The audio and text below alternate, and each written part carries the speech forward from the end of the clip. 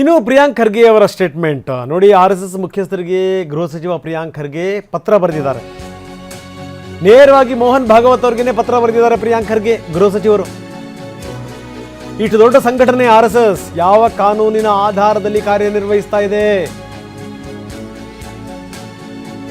ಏಕೆ ನೋಂದಾಯಿಸಿಲ್ಲ ನೀವು, ನೋಂದಾಯಿತ ಕಾನೂನುಬದ್ಧ ಸಂಸ್ಥೆಯಾಗಿ ಯಾಕೆ ಕೆಲಸ ಮಾಡ್ತಾ ಇಲ್ಲ, ಕಾರ್ಯನಿರ್ವಹಿಸ್ತಾ ಇಲ್ಲ, ಈ ಬಗ್ಗೆ ವಿವರಣೆ ಕೊಡಿ ಅಂತ ಪ್ರಿಯಾಂಕ್ ಪತ್ರ ಬರೆದಿದ್ದಾರೆ.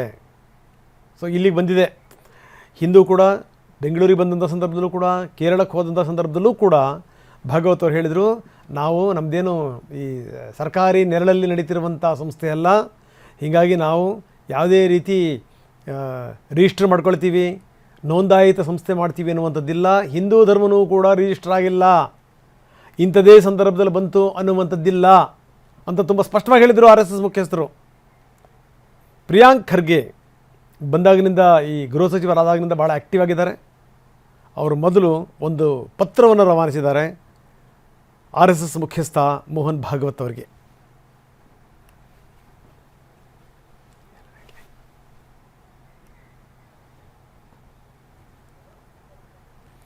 ಇನ್ನು ಮೋಹನ್ ಭಾಗವತ್ ಅವರು ಏನು ಹೇಳಿದ್ದಾರೆ ಇದಕ್ಕೆ ಸಂಬಂಧಪಟ್ಟಂಗೆ, ಕೇರಳದಲ್ಲಿ ಅವ್ರು ಏನು ಪ್ರತಿಕ್ರಿಯೆ ಕೊಟ್ಟರು, ಯಾವುದನ್ನೂ ಕೂಡ ಕದ್ದು ಮುಚ್ಚಿ ಮಾಡಲ್ಲ ಸಂಘ, ಈ ರೀತಿ ಕೇಳುವಂಥದ್ದು ಇದೆಯಲ್ಲ, ಇದೆಲ್ಲ ರಾಜಕೀಯ ಗಿಮಿಕ್ ಅಂತ ತಿರುಗೇಟು ಕೊಟ್ಟಿದ್ರು.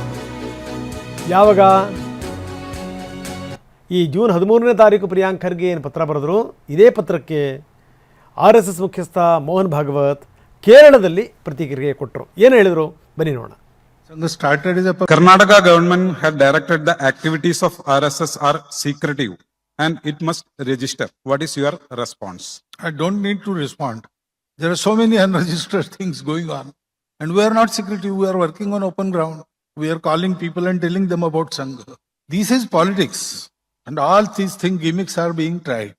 Sangha started in British times. And Sangha started as a public will. So it doesn't need any restrictions. Hindu Dharma is not registered. Many things are not registered. Those who want to have funds from the government, they require registration.